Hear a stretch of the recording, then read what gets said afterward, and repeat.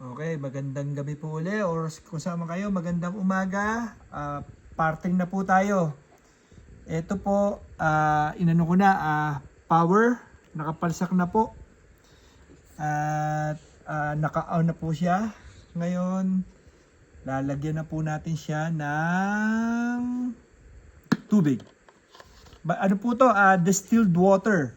Kailangan po to. Bali, ito po, may sukat po siya na kung hanggang saan nyo ilalagay yung tubig.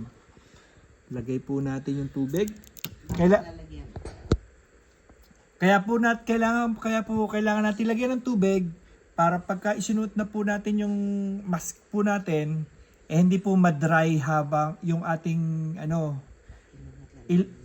ilong at lalamunan, yung bibig po natin kasi yung mga mucus po para hindi po ma-dry sa atin. Ito po yung distilled water. Hindi po pwedeng regular water. Kailangan po distilled water siya. Lagyan po natin ng tubig. Distilled water. Yan po. Hanggang try ko po muna ng isang guhit. Isang guhit. Okay po. Close na po. Kailangan po magkiklik ko bago pasok po natin siya dito.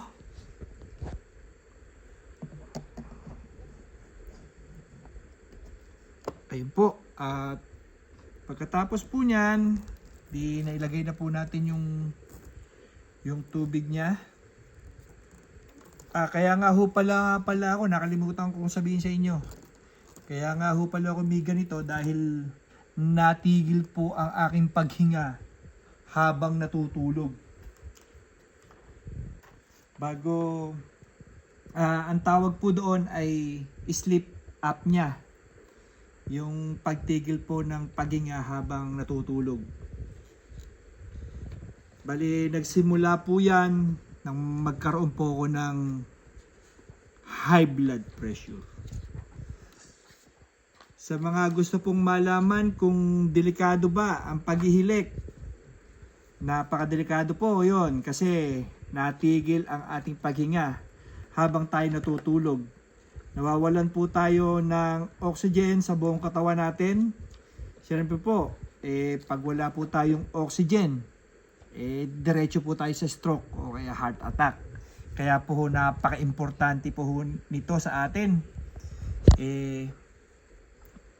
Comment lang po kayo pagka mabibigyan nyo po ako ng tip kung anong maganda para dito. Tsaka kung may experience na po kayo dito, pwede po kayong magbigay ng tip. Ito po yung pinaka mask niya, susuot ko na po. Yun. Ito po, adjust na po dito. Ito po, sa velcro. Yan ho. Kayo na po ang kayo na po bahala mag-adjust kung saan po kayo magiging komportable. Kompleto na po tayo. Ngayon, ready na po natin. Ipa-power na po natin siya. Start na po natin.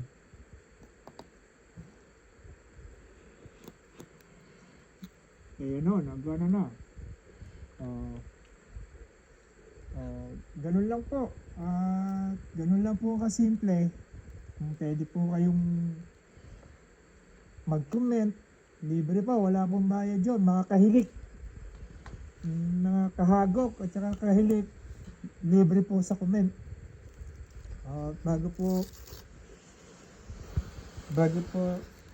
patayin po muna uli natin at mamaya po pagtulog uumpisa na po natin gamitin to. At yung pang part 4 po, isusunod ho natin para sabihin ko sa inyo kung ano yung naging resulta. Kung maganda ba, kung okay na. At saka ho nga pala, at yung paglilinis po nito, dire-diretso po sa susunod po. Para po malaman natin kung talagang effective po ito sa ating katawan. Kung makakatulong po. Sige po, libre comment po yan, mga kahilik. Huwag po kayong mahiyang mag-comment. Kung meron po kayong may bibigay na tip, ako po siyempre tatanggap ng advice para sa inyo. Marami pong salamat. Sa part 4 po. Bye-bye po. Peace.